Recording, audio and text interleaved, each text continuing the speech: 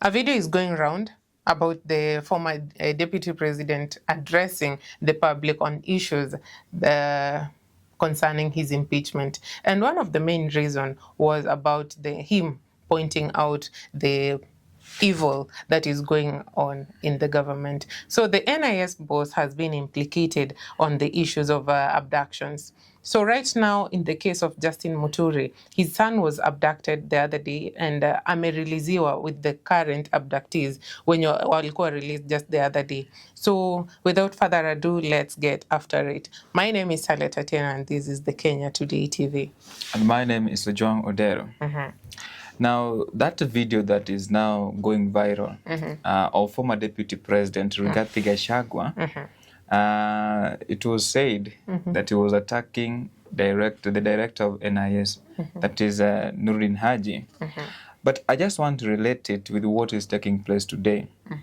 There is an allegation by CSJB MUTURI that he contacted President William Samoei Arap Ruto, who later called the director of NIS, who is Noordin Haji, to release his son. So he's trying to allege that it is true that his son was abducted, according to his statement. You know, when matters touching the NIS, it is very sensitive. Because NIS is where everything. They know everything about even you when they want to maybe if they want to summon you, and you're trying to play hide and seek with them, there is a way they can get you easily. So NIS, it is very important. So when a CS like JB Muturi, someone who has been he knows how government operates, he knows how politicians do operate. And from where I sit, I see him as someone who has made up his mind. There's something that he knows that we don't know. Yes. And remember, he's a legal practitioner and he's a lawyer, so he understands the law, that whatever he's saying, there's a video that's also going viral where he's daring President William Ruto's associates to bring it on. And he knows very well that the next thing they're going to do is to draft a motion that will be taken to the National Assembly to try to impeach him. And Alda, Member of Parliament, Marianne Ketanyi, had already dared him to resign. Yesterday, Phil Silvanus Osoro also said he has got only 3 options: resign, they impeach him, or he keep quiet. Yeah. So do you feel like right now in Kenya, if you are maybe in a position to question the government, are you risking a lot? Or right now, okay, in Kenya, Kenya is a democratic nation. We can't say that if you correct the government, it should be maybe if you point out the evil that is going on. You see, it is only someone who is afraid. Let me tell you something. If you know you are doing the right thing, you should not even care about who is going to criticize whatever you are doing. If the administration is doing the right thing, they should not be afraid. Even yesterday, I was covering these stories to do with the vetting of the new CS nominees. Mutahi Kage said something, and he was telling the Member of Parliament for Kikuyu constituency, that is Kimani Ichung'wa, that he will use the same social media to tell Kenyans the truth. If at all there will be propaganda. So I think the problem with this administration is communication. Communication, that is the only problem. That is the only problem. Because the people that are surrounding President William Samoei Arap Ruto, they seem to be telling off William Ruto's critics instead of giving us facts. When someone is criticizing you and you give out facts, that one is okay. If someone is saying that, Salet, you stole my phone, now you bring a CCTV footage that will show that haukuiba simu yangu. See, that one is okay. But when you start saying, Rais, sisi tutakutetea, sisi tutakuwa na wewe, yani wewe utakuwa rais hadi 2032, they're just trying to show that something is not going on very well. And I doubt, JB Muturi, there was a scandal that there was an allegation that he was involved in that particular scandal, and it was taken to court. I think it was in 1990s or maybe early 2000s. I can't remember the exact date, but he was vindicated. So right now, the man is determined, and I'm telling you, I can tell you, take this one to the bank. You can go and cash it later. He's going to resign. That's a fact. Not only today, but even in future, he is going to resign. He has got nothing to lose. That guy has been a legal practitioner for long. He has been the Speaker of the National Assembly. Right now, he is only trying to secure his political future. That's all. Because if you can remember very well, it's because the former deputy president was not able to keep quiet. That's what costed him his job. Yes. And right now, from whatever the JB MUTURI is saying, it is going to cost him his job. Okay. And that's the mere fact. So my question is, how powerful is the director of the DCI?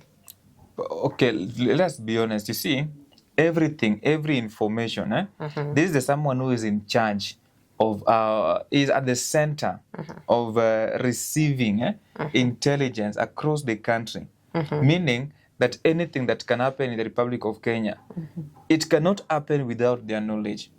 That is why the former deputy president was attacking the NIS that they did not inform the president, because they have to brief the president of whatever is taking place in the country. But what we have to understand, that NIS, it is very, very sensitive. Very, very sensitive. Normally, people don't talk about NIS, because when you start talking about NIS, if you want, forget about our differences with Rigathi Gachagua, President William Ruto, and other people. NIS, it is very sensitive, because when you start talking about it, enemies, they will feel like, oh, this country kumbe hata NIS yao iko too weak hivi.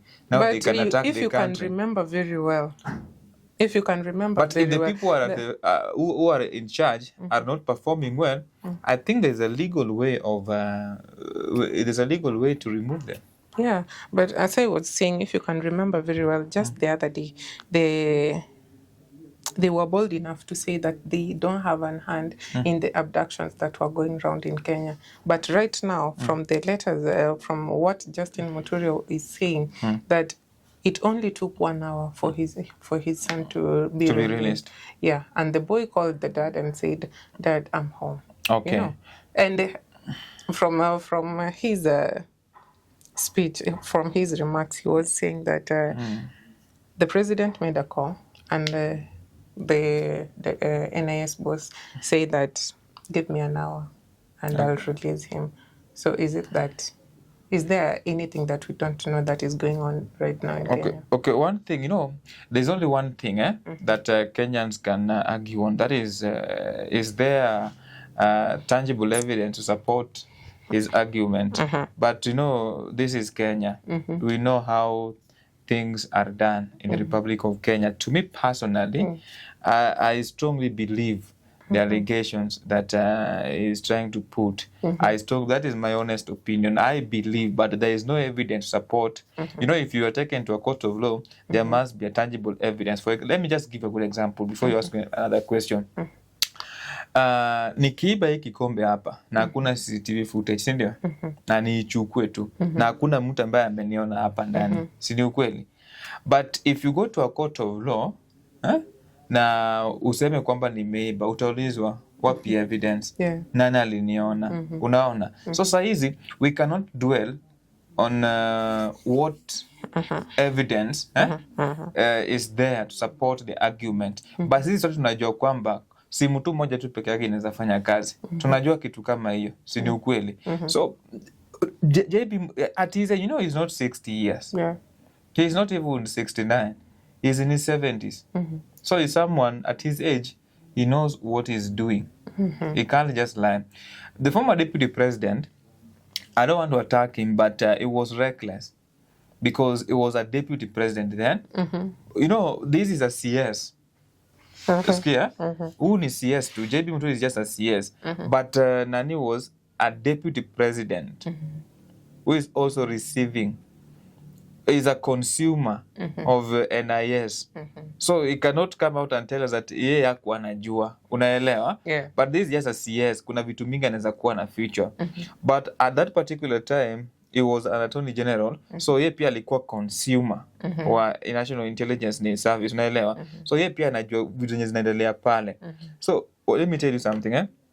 JB MUTURI, kuna kitu ambacho amegundua kwa hii serikali. And I'm telling you, he's going to walk out. He is going to walk out because hata jana nani William Kabogo alisema kwamba that was irresponsible of JB MUTURI.